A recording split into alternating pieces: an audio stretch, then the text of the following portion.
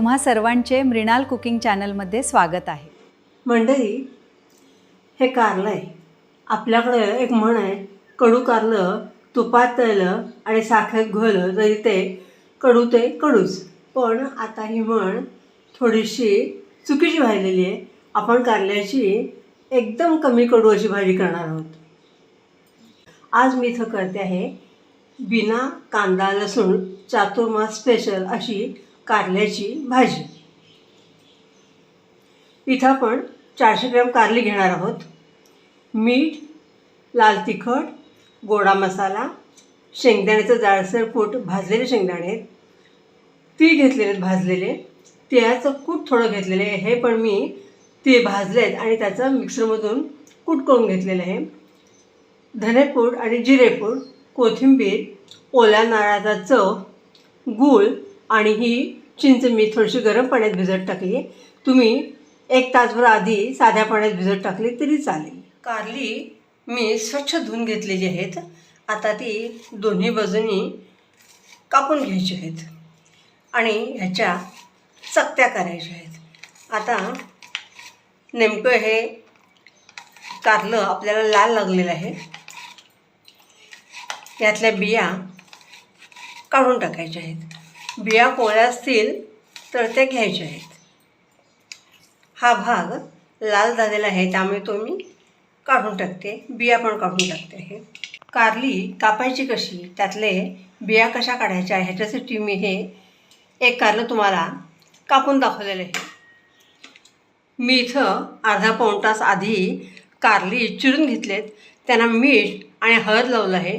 त्याच्यावर थोडंसं एक झाकण ठेवले आणि त्याच्यावर वजन होऊन खलबत्ता ठेवला आहे। तुम्ही त्याच्यावर दगडी काही ठेवू शकता, नाही ठेवलं नुसतं मीठ आणि हळद लावून ठेवलं तरी पण चालेल।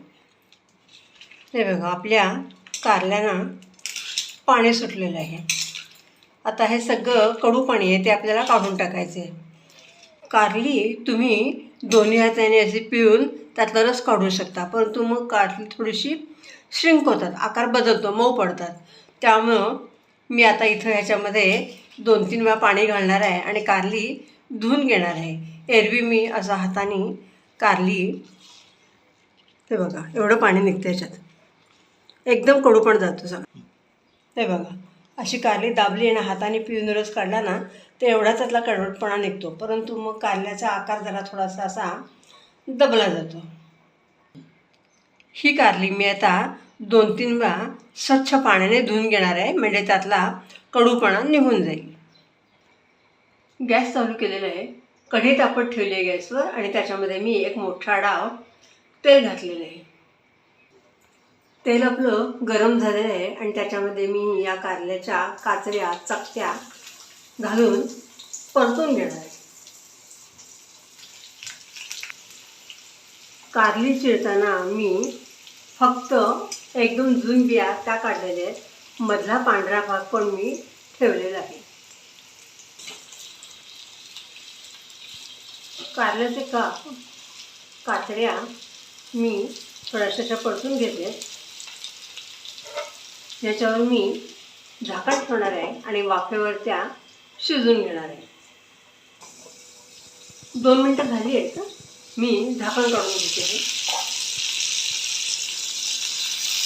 मध्येच एकदा मी झाकण उघडून कारली परतून घेतली ती।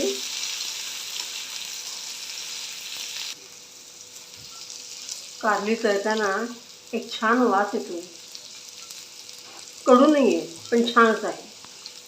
आता आपली कारली चांगली परतून झालेली आहे, मी आता ती खाली काढून घेते।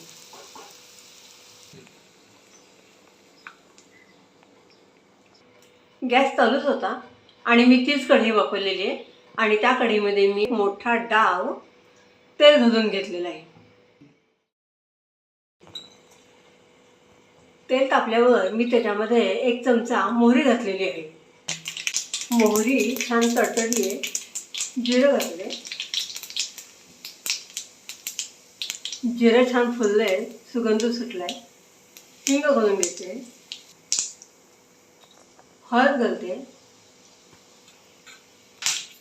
कडीलिंबाची पानं घालते,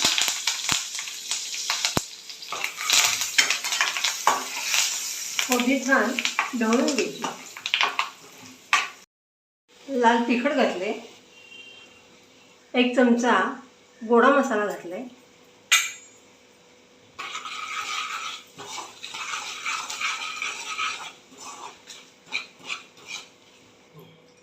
मसाले जळू नयेत म्हणून 1 थेंबभर पाणी घातले. त्याच्यामध्ये 1 चमचा डाळीचे पीठ घालून घेते, म्हणजे आपली भाजी हे मसाले सगळे एकजीव होऊन लागतील. तेलावर वाफून घेतलेली कारली मी आता फोडणीमध्ये घालून घेते.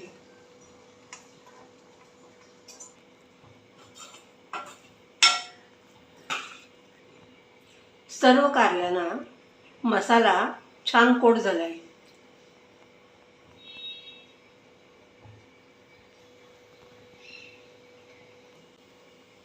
भाजीला थोडा रस हवा आहे म्हणून मी याच्यामध्ये 1 कप पाणी घालून घेतलेले.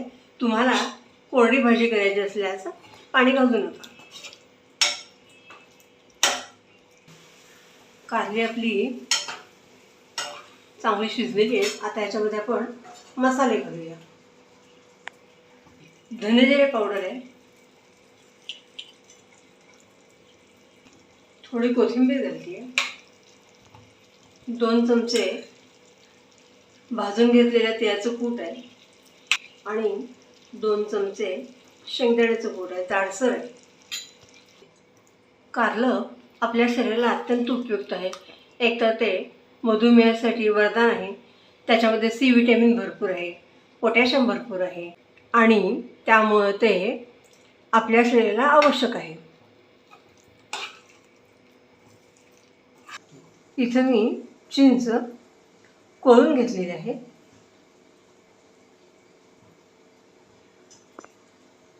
आणि आता हे पाणी मी याच्यात घालणार आहे.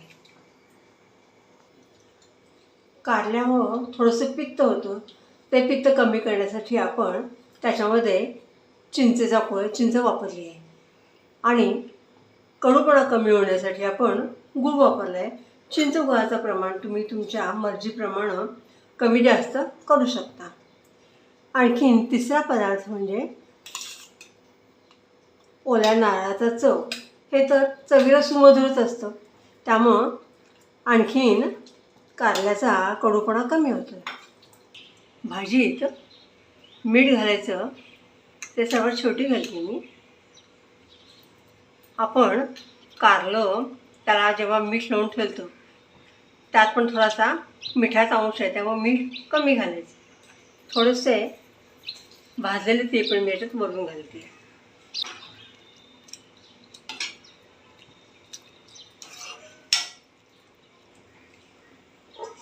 एक मिनिट मी झाकण ठेवते आणि नंतर मी गॅस बंद करणार आहे. आपली भाजी छान उकळली आहे आणि हे बघा त्याला रस किती छान सुटला आहे.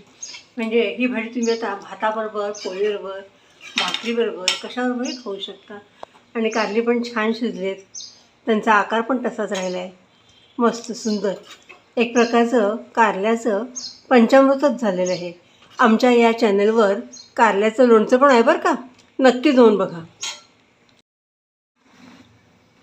आपली कारल्याची आंबट गोड आणि सुमधुर खोबऱ्याने नटलेली अशी कारल्याची भाजी, कारल्याचं पंचामृत तयार झालेलं आहे. आता मी त्याचं प्लेटिंग करून घेते आहे.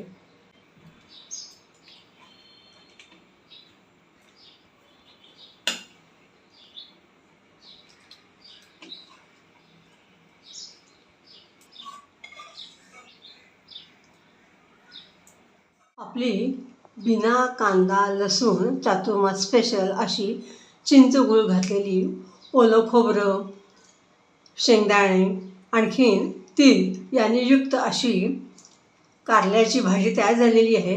ही भाजी तुम्ही कशाबरोबरही खाऊ शकता आणि ती अजिबात कडू नाही आहे. तुम्ही परत परत बोटं चाटून खाल याची खात्री आहे. रेसिपी आवडल्यास व्हिडिओला लाईक, शेअर, सबस्क्राईब करा. तुमचा अभिप्राय कळवा. अशाच चातुर्मास स्पेशल काही रेसिपीज मी घेऊन येणार आहे. तोपर्यंत स्वस्थ राहा, आनंदी राहा आणि मुख्य म्हणजे कारलं खा, कारण कारलं आपल्या शरीराला अत्यंत उपयुक्त आहे आणि आता या सीझनमध्ये ते भरपूर येतं. धन्यवाद.